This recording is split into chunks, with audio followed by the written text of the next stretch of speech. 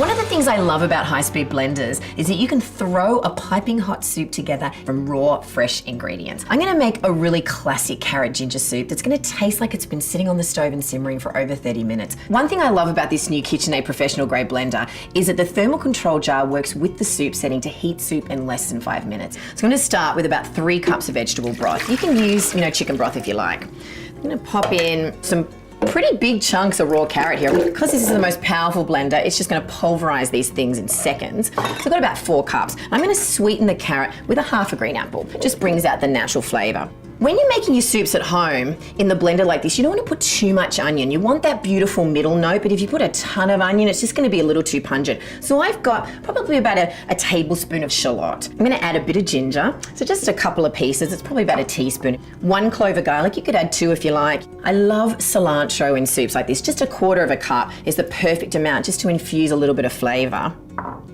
Then I'm going to put about a half a teaspoon of salt. Now everybody's salt preference is different, so you can add more to taste depending on your taste preference, your dietary preferences and so forth. I always add a little bit more at the end. A pinch of turmeric's just gonna really warm it up.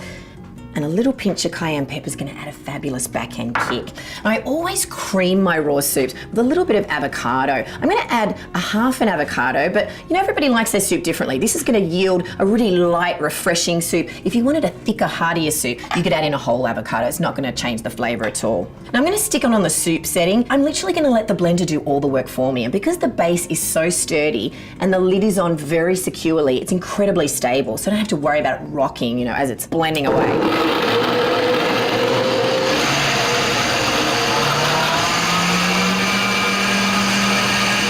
Now another fantastic feature of this blender is you'll notice that the soup cycle reduces the speed. It reduces the foam and the froth in your soup. So it's just gently stirring the ingredients, settling everything before I serve it. Oh, check out that steam, but the container is still cool to the touch.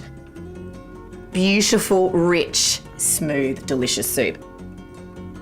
One thing I love to do is put the container with the lid firmly in place back on the base. And because the container is insulated, it's going to keep that soup piping hot while I'm prepping the other ingredients for my meal. I'm going to add a little pinch of salt.